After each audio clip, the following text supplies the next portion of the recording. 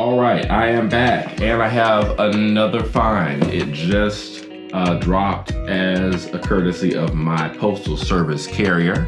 This one is from a seller in Bayport, Minnesota. And I was lucky enough to come across her auction of a Tandy product. And as most of you guys know by now, I think we all were in the 70s and 80s brand loyal in general, depending on which system you probably started with. There were some folks who were Tandy kids who grew up through TRS-80s, color computers, and Tandy 1000s. And then, of course, we have Commodore kids, which my cousin next door to me, he was a Commodore kid, I was a Tandy kid. So that gave some opportunity to see what was going on the other side of the fence. So as I'm starting to collect items, I'm really kind of starting with the Tandys and looking to grow a complete collection of Tandys model equipment from the 70s, 80s, and 90s. And then we'll go from there. So this should be fun. I'm sure along the way, I'll come across all types of items that fall a little bit outside of that Tandy scope. And if they're interesting enough, I'll pick those items up and give you a review on those as well. All right, so we got the package open, and I have to say, we love tissue paper, right?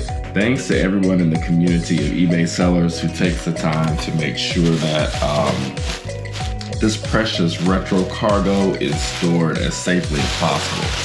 So as we get the Christmas tissue paper out of the way, and you know what, I have a recycling bin over here, and we're just gonna keep those things there because guess what? We can obviously reuse a lot of these packing materials as needed. So we'll get that out of the way. And then we'll see the piece de resistance. But first, let's start with a very important item, the owner's manual, okay? It's right here. Looks like it's in pretty good condition. Radio Shack is a division of Tandy Corporation, in case you were forgetting that. They never let us forget that.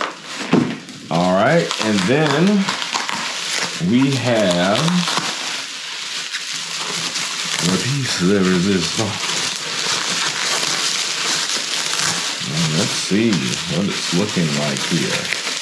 Now, this is the thing, when you buy online, you never know if you're gonna get a power cable unless they explicitly tell you do. So that's always a crapshoot. Sometimes battery compartments are exploded. You never know. But I have to tell you, this is what we've got here at a base level, and it looks pretty darn good. I don't know if this is real leather or imitation leather, but the Tandy logo down there sure is emblazoned, okay? Very nice. Velcro, some Velcro there holding this flap on. And then when we open our eyes, look at the magic that is the Tandy Portable Word Processor WP2.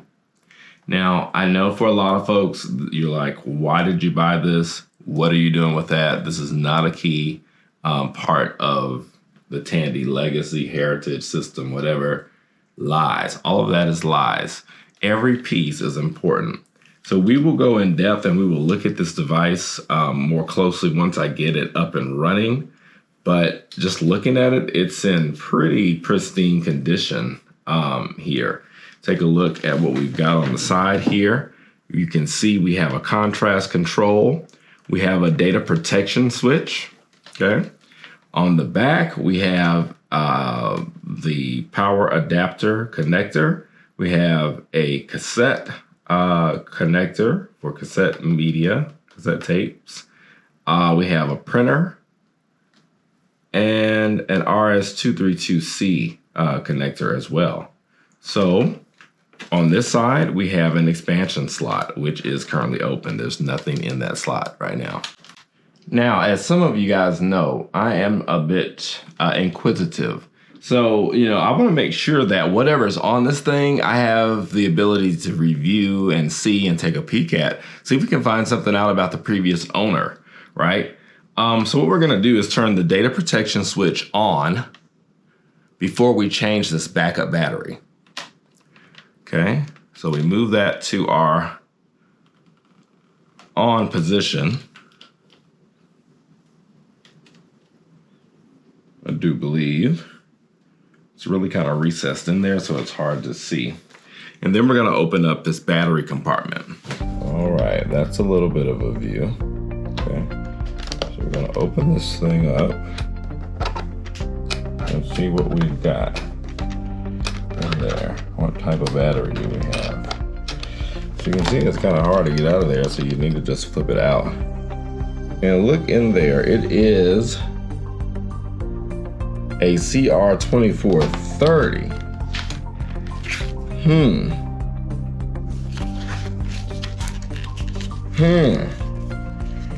Now, I normally wouldn't do this, but I think I'm gonna try to see if the batteries I have will fit. They might.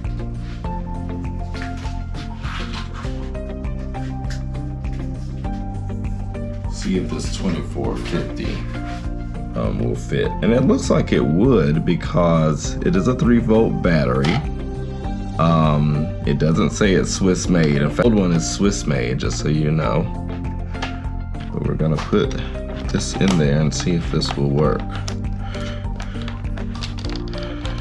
And you know, this could work. The problem is that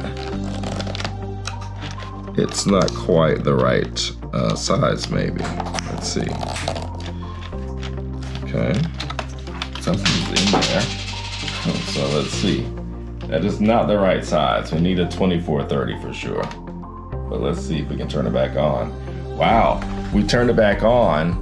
It worked, and it did not give us the low battery indication. So that works, guys. The 2450, 2430, they both work. The problem is that the 2450 is a little bit thicker, right? So it's not going to fit quite flush in that battery compartment. So we'll want to change that here shortly. I also want to take a look at our other battery compartment and just make sure it's secure, okay?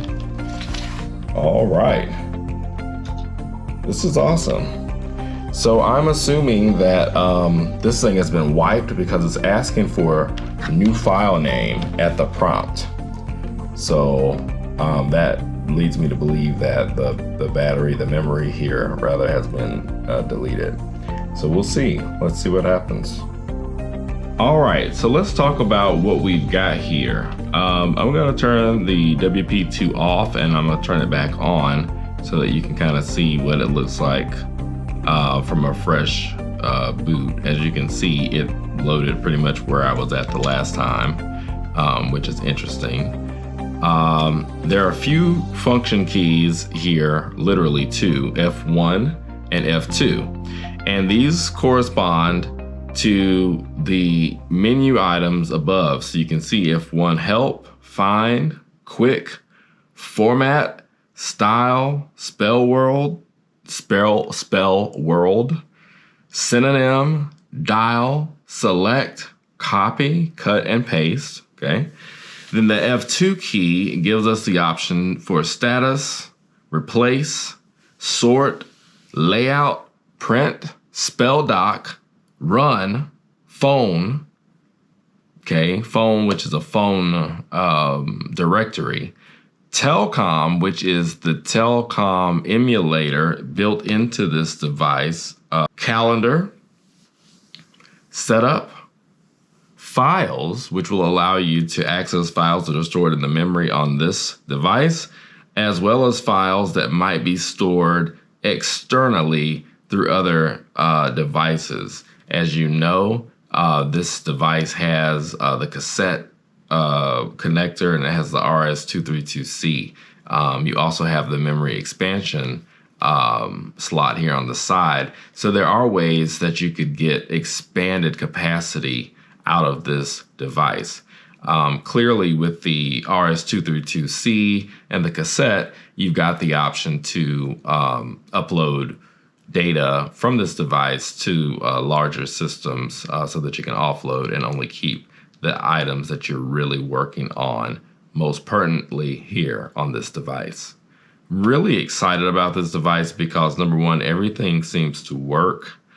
A little disappointing that we didn't find any old files or we didn't learn what was going on in the 1980s relative to someone's professional life, but that's okay.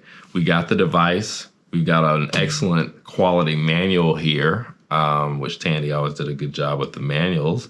The device is working. It's super clean, and I'm super thankful to have gotten a hold of this thing. Okay, so who would want one of these things?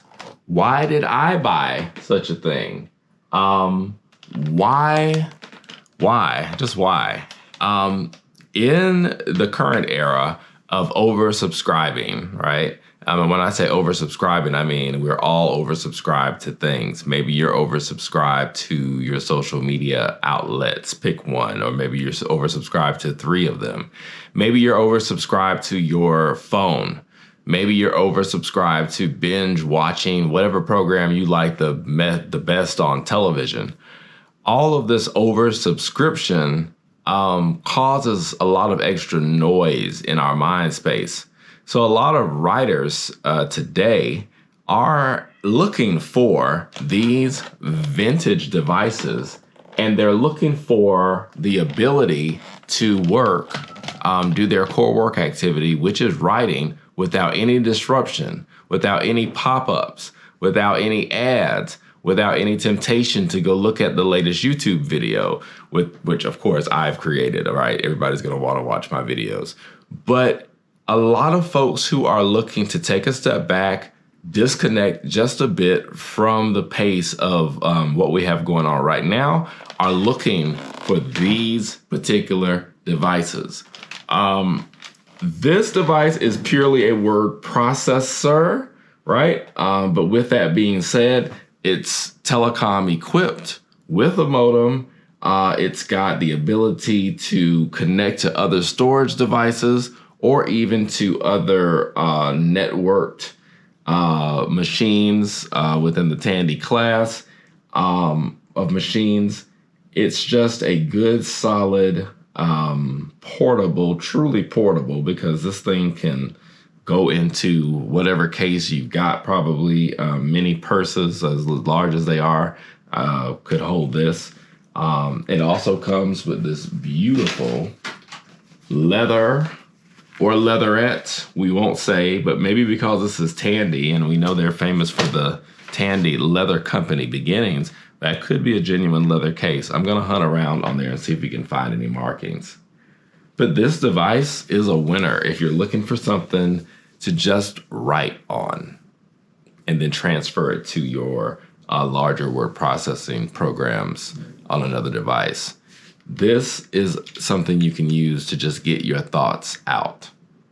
It does have some modern features for the time, like spell check, and as you can see, they call it here spell word. They have synonym, which is another feature. So if you're looking for a synonym, you got formatting and style options that are available for you, but could be a little bit more difficult to use due to the layout of this particular keyboard.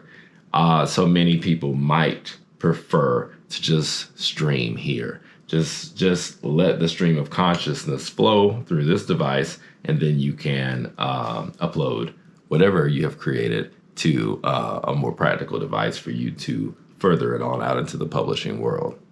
All right. I think that's what I'm going to cover for now. I may come back and do a little bit more to show you kind of what some of the file screens look like. So we need to reorient a few things, and then we'll be right back. All right, so let's take a look at some of the functions that we have here. I don't know how well you guys can see the screen, but we'll tee these things up for you so that you can see. F1, so F1, number 1 is going to be the help menu. So if you look, it gives you a bunch of shortcuts in this help menu for commonly used features. So you'll see centering, you'll see a feature for left margin, line width, line spacing, new page, page break, paginate, View user dictionary. Okay, so you can take a look at the user dictionary, and you can delete from user dictionary as well, which is interesting. Let's see if there are any more in there. All right, so that's it. Let's go to the other options here. Okay, let's get out of there and we'll go to F1.2, which is find. Okay, so you can literally, I think, just type in there and search for whatever you want to find. F1.3 is a feature called quick. I don't know what that does, but we'll have to look at that. If we look at format, you'll see it pulls up a formatting template, and it's got the option here for us to adjust tab spacing. Tab spacing, it looks like. And then we also have the option to control line spacing. Okay. Now you need to escape out of each one of these each time. When we go to style, that gives us the options for boldface, underline, and other font. So this device has some capability to use more than one basic font. Okay. We'll go to spell word. Spell word does nothing, but I have a feeling that in an actual document that would probably just check. And we've got synonym, same there. We'll consult the owner's manual as well, see what we can find out. We've got dial, which I'm assuming would be used to dial a telephone. We have select, which would be used to select certain features of text, certain characters. We've got copy, cut, and paste, and we all know what those do. Now on the F2 row, we have status, so we're gonna do F2 and 1, which may give us a status. There it is. All right, it's showing the tab spacing across the top. It shows that we're on line 1, column 1. It shows that there's free memory available, 20,959 kilobytes, I believe this would be. And then the file name is ej.do, okay? So there's all the details. Let's see, if we go to F2.2, we get replace, and with replace, we can put in the string to be found and what we want to replace it with. We've got F2.3, which is for sorting. F3.4 is for layout. And as you can see, you can change their justification. You can have automatic page numbers. You can define what the starting page number is. You can control some headers and footers. And you can pause between pages also, according to this. All right, so I think that's, let's see, there is another button here, page down. Let's see if there are more. Okay, there aren't any more. All right, let's go to F2.5, which is print. All right, printer not ready. Press enter to continue. So clearly the device checked to see if there was a printer connected. It did not detect one. And as such, it is allowing you to connect the printer and then indicate when you're ready. Very nice. I do have some Tandy thermal printers coming from the 80s, and this will give us a chance to see just how printing on this thing might have worked. All right. We've got spell doc, which spell doc is going to check the spelling, right, of this entire document, and it tells us here correct spelling because there's nothing in there. F2 and 7 is run. All right.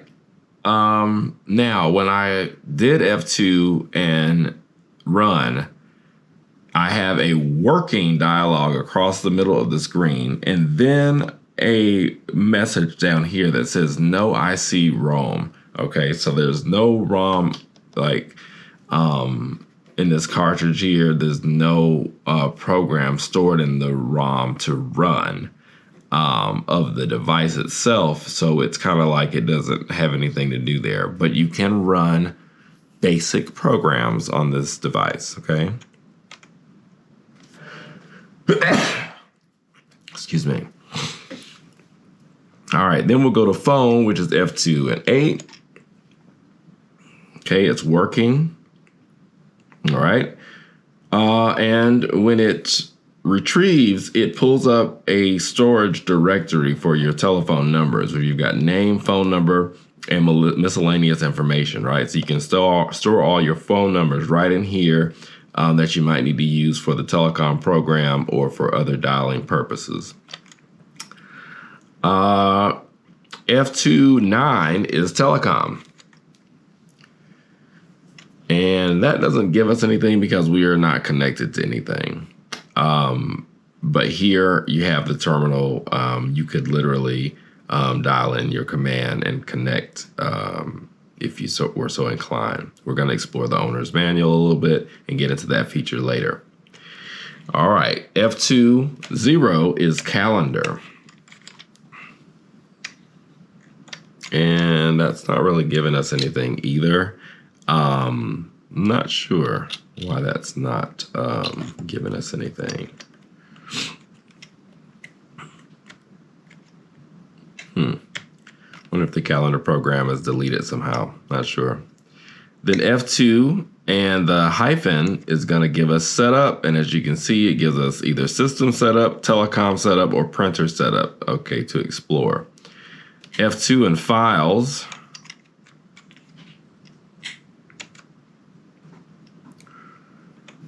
Okay, gave us nothing.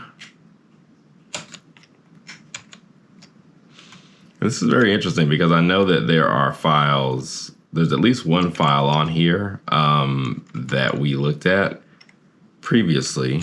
So let's try files again. Not getting anything there. But I know we have files in here. All right, not sure why that's not working, but maybe that's what we needed to do. Because F2 and exit, okay, F2 and the delete backspace key is exit. So that allowed us to exit out of whatever. Then we'll do F2 and the plus symbol, which is files. There we go. And that brings up the file directory. And as you can see, it's looking for files in the tape, diskette, memory card, RAM disk, or in memory. Okay, so if we look in memory, we can see we have two files, the one ej.do that I mentioned to you, and then there's another one, nifo.do, which was on here when I acquired this. So let's open that one and see what it looks like. Okay, it's working to retrieve nifo.do, and nifo.do has nothing in it, okay? So we're gonna exit, so we're gonna use F2 and the delete backspace and exit from that program, okay? Then we could go back to files, which is F2 and the plus symbol, which will bring us back to the file viewer. Look in the RAM disk and it says no files, okay? 30,720 characters free. Let's look over at the memory. The memory says two files here, 20,992 characters free. So clearly there's resident memory there, and then there's this RAM disk, which has available memory that has nothing in it. But again, this is where you likely would store some programs if you had some basic programs that you wanted to run on this device. So we'll exit out and we'll go back to the files, okay, which will be F2 and the plus symbol. We'll check out the memory card, which I don't think we have one installed. Okay, there's no files. Check out the diskette. Oh, we get a beep, 2 beeps. No files because there's no diskette connected. And we'll check out tape. Do we have a tape player connected? Tape gives us nothing. We do not have a tape player connected. Those of you who are familiar with tape, magnetic tape data and the cassette tape variety of it know that once this selection was set, that would probably allow time for the user to start and advance their tape and advance it past the leader, and then the program should start loading over a course of some minutes. So putting this on the tape setting just meant you were getting started, and there were quite a few other things you needed to do to load that tape. Not a lot of things to do, but I guess just some time for it to load. The smart money's holding him hostage. Most people aren't crazy like you think. And Valentine? Too emotional for them, the whole thing, they wouldn't meet. They knew if they saw me, especially you, they'd just go and try hard and Don't meet. They'll be canned by now. You'd be aware that his guillotine was originally conceived and fashioned by Dr. Joseph Ignacio as a more humane execution. Unaware. But since we've already decapitated sons and commanded as well. Lightning quick. Less likely to be botched than steal or sabotage. so no severance package. That severance package? Consider them the taunt to have fallen. Detailed data sheets of every bargain you have tied. Also, you stand to lose should you use to discuss. Otherwise, Tandy and I usually learn the trades of those experiments. You know we have aggressive consequences unless you can convert our inside knowledge to Starbucks. Place on the street you can still work. You aggressive non-inspectors for causes too. Should you wind up inside Starbucks, you would better be crazy. Sure you did. Playing type's pretty good, I have to say. I'm liking it. No mouse, nothing to click on, nothing to distract me other than billions playing in the background. You might hear a little dialogue in the background from the television show. But this is pretty cool, guys, I must say. I'm composing a note to a group of colleagues that I work with. And I'm pretty excited about just being able to really focus on what I want to say to this group of people and, really focus just on my message. This is a great experience. Highly recommend. Okay, guys, that about wraps it up for today. I thank you for spending the time with me. I thank you for checking out the Tandy WP2 word processor with me. For those who are looking to disconnect, looking for a workspace that will allow them to just focus on the work and not anything extra that might be coming across the screen or any bright lights like the ones you see behind me, this is the perfect device for you.